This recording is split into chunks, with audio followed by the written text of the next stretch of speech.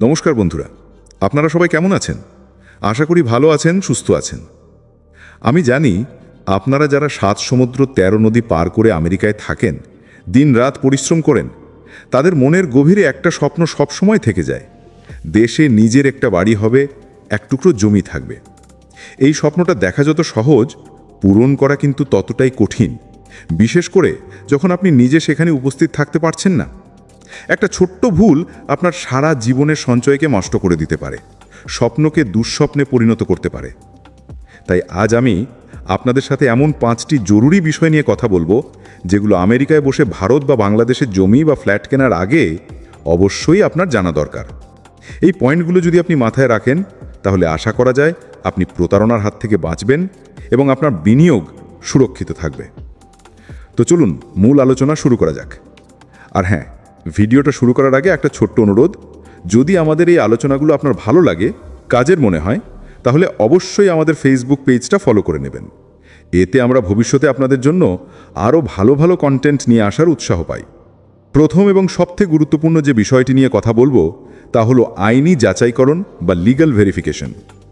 দেখুন, দেশে জমি বা ফ্ল্যাট সংক্রান্ত মামলা মোকদ্দমা সব থেকে বেশি হয়। আর আপনি যেহেতু বিদেশে থাকেন, তাই আপনাকে ঠকানোটা অসাধু লোকেদের জন্য আরও সহজ হয়ে যায়। তাই প্রথম কাজ হলো একজন ভালো, নিরপেক্ষ এবং অভিজ্ঞ উকিল নিয়োগ করা। মনে রাখবেন, বিক্রেতা বা ডেভেলপারের দেওয়া উকিলের ওপর কখনো ভরসা করবেন না। আপনার নিজের একজন উকিল থাকতে হবে, যিনি শুধুমাত্র আপনার স্বার্থ দেখবেন। এবার আসি কি কি যাচাই করবেন। প্রথমত, পাওয়ার অফ অ্যাটর্নি বা পিওএ। আপনি যেহেতু নিজে উপস্থিত থেকে সই সাবুত করতে পারবেন না, তাই আপনাকে দেশে থাকা কোনো আত্মীয় বা বিশ্বস্ত বন্ধুকে পাওয়ার অফ অ্যাটর্নি দিতে হবে। কিন্তু এখানেই লুকিয়ে আছে সবচেয়ে বড় বিপদ। ভুলেও কখনো জেনারেল পাওয়ার অফ অ্যাটর্নি দেবেন না। জিপিএ মানে হলো আপনি সেই ব্যক্তিকে আপনার হয়ে সমস্ত সিদ্ধান্ত নেওয়ার ক্ষমতা দিয়ে দিচ্ছেন, যার মধ্যে সম্পত্তি বিক্রি করে দেওয়ার ক্ষমতাও রয়েছে। এমন ঘটনা অহরহ ঘটে, যেখানে আত্মীয় স্বজন জিপিএর অপব্যবহার করে প্রবাসীর সম্পত্তি নিজের নামে লিখিয়ে বা বিক্রি করে দিয়েছে। আপনি সবসময় স্পেসিফিক পাওয়ার অফ অ্যাটর্নি বা এসপিএ দিন, যেখানে পরিষ্কারভাবে উল্লেখ করা থাকবে যে সেই ব্যক্তি শুধুমাত্র আপনার হয়ে নির্দিষ্ট ওই জমি বা ফ্ল্যাটটি কেনার জন্যই সই করতে পারবে, রেজিস্ট্রি অফিসে উপস্থিত থাকতে পারবে, কিন্তু কোনোভাবেই সেটি বিক্রি বা হস্তান্তর করতে পারবে না। এরপর উকিলকে দিয়ে জমির টাইটল ডিড বা দলিলের সত্যতা যাচাই করান। বিগত অন্তত 30 বছরের মালিকানার ইতিহাস বা ভায়া দলিল পরীক্ষা করুন। দেখুন জমির মালিকানা ঠিকঠাকভাবে হস্তান্তর হয়েছে কিনা, জমির দাগ নম্বর, খতিয়ান, পর্চা, মিউটেশন বা নামজারি ঠিক আছে কিনা সেটা ভালোভাবে খতিয়ে দেখুন। সরকারের রেজিস্ট্রি অফিসে গিয়ে তল্লাশি চালিয়ে নিশ্চিত হন যে এই জমি বা ফ্ল্যাটটি অন্য কোথাও বন্ধক বা বিক্রি করা হয়েছে কিনা। অনেক সময় একই ফ্ল্যাট একাধিক ব্যক্তির কাছে বিক্রি করে দেওয়া হয়। এই সমস্ত কিছু আপনার উকিলকে দিয়ে পুঙ্খানুপুঙ্খভাবে যাচাই করানো আপনার প্রথম এবং প্রধান কর্তব্য। ভারতে হলে প্রজেক্টটি রেরা বা এন্টারপ্রেনারশিপ রেগুলেটরি অথরিটি অনুমোদিত কিনা সেটাও অবশ্যই দেখে নেবেন। দ্বিতীয় যে পয়েন্টটি নিয়ে আলোচনা করব, তা হলো আর্থিক লেনদেন এবং তার পদ্ধতি। টাকা পয়সার ব্যাপারে 100% স্বচ্ছতা থাকা দরকার। প্রথমত, আপনি যখন আমেরিকা থেকে দেশে টাকা পাঠাবেন, তখন সেটা সঠিক ব্যাংকিং চ্যানেলের মাধ্যমে পাঠান। এর জন্য আপনার এনআরই বা এনআরও অ্যাকাউন্ট ব্যবহার করা উচিত। সরাসরি ক্যাশ লেনদেন বা হাওয়ালার মাধ্যমে টাকা পাঠানোর কথা ভুলেও ভাববেন না, কারণ এর কোনো আইনি বৈধতা থাকে না। এবং ভবিষ্যতে যদি আপনি প্রমাণ করতে চান যে এই সম্পত্তি আপনি আপনার টাকায় কিনেছেন, তখন সমস্যায় পড়বেন। সমস্ত পেমেন্ট, তা সে বুকিং মানি হোক বা ফাইনাল পেমেন্ট, সবসময় চেকের মাধ্যমে বা ব্যাংক ট্রান্সফারের মাধ্যমে করুন এবং তার রসিদ সাবধানে নিজের কাছে রেখে দিন। এর সাথে আরও একটা বিষয় হলো হিডেন কস্ট বা লুকানো খরচ।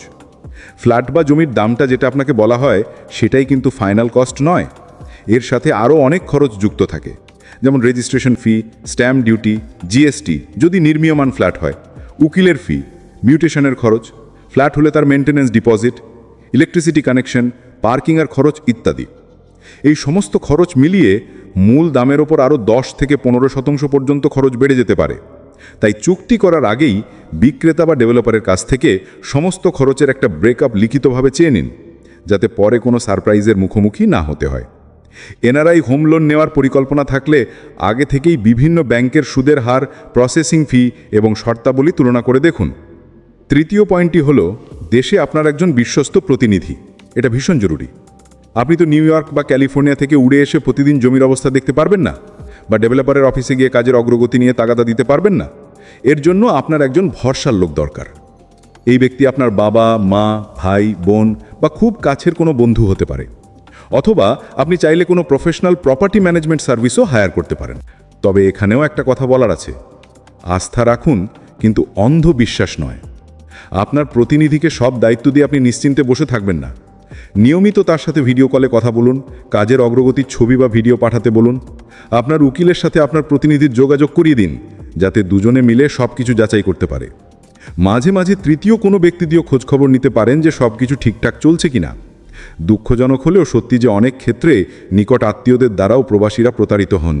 তাই সম্পর্ক এবং পেশাদারিত্বকে আলাদা রাখুন। আপনার প্রতিনিধিকে তার পরিশ্রমের জন্য উপযুক্ত পারিশ্রমিক দিন, কিন্তু সমস্ত আর্থিক লেনদেন এবং আইনি সিদ্ধান্ত নিজের নিয়ন্ত্রণে রাখুন। আর হ্যাঁ, যদি এই আলোচনাটা আপনার কাজের মনে হয় এবং আপনি চান যে আপনার মতো আরও যারা বিদেশে থাকেন তারাও এই তথ্যগুলো জানতে পারুক, তাহলে ভিডিওটা অবশ্যই শেয়ার করবেন। আর আমাদের ফেসবুক পেজটা ফলো করতে ভুলবেন না, যাতে এই ধরনের গুরুত্বপূর্ণ আলোচনা আপনার কাছে নিয়মিত পৌঁছতে পারে। এবার এসি চতুর্থ পয়েন্টে, যা হলো ফিজিক্যাল ভেরিফিকেশন বা সরেজমিনে তদন্ত। আপনি ছবি বা ভিডিও দেখে একটা প্রাথমিক ধারণা করতে পারেন, কিন্তু বাস্তবে গিয়ে জায়গাটা না দেখলে অনেক কিছু বোঝা যায় না। এই কাজটা আপনার ওই বিশ্বস্ত প্রতিনিধিকে করতে হবে। যদি আপনি জমি কেনেন, তাহলে দেখতে হবে সেই জমিতে যাওয়ার রাস্তা ঠিকঠাক আছে কিনা, বর্ষাকালে জল জমে যায় কিনা, আশেপাশের এলাকাটা কেমন, সেখানে বিদ্যুৎ, জল, ড্রেনেজ ব্যবস্থা আছে কিনা, জমিটা নিয়ে কোনো প্রতিবেশীর সাথে বিবাদ আছে কিনা বা কোনো রকম দখলদারির সমস্যা আছে কিনা সেটাও খোঁজ নিতে হবে। আর যদি ফ্ল্যাট কেনেন, তাহলে বিল্ডারের খ্যাতি বা রেপুটেশন সম্পর্কে ভালোভাবে খোঁজ নিন। তাদের পুরনো প্রজেক্টগুলো কেমন হয়েছে, তারা সময় মতো ফ্ল্যাট হস্তান্তর করতে পেরেছে কিনা তা জানুন। যে ফ্ল্যাটটি আপনি কিনছেন তার নির্মাণ কাজের গুণগত মান কেমন, সেটা একজন সিভিল ইঞ্জিনিয়ারের সাহায্য নিয়েও পরীক্ষা করাতে পারেন।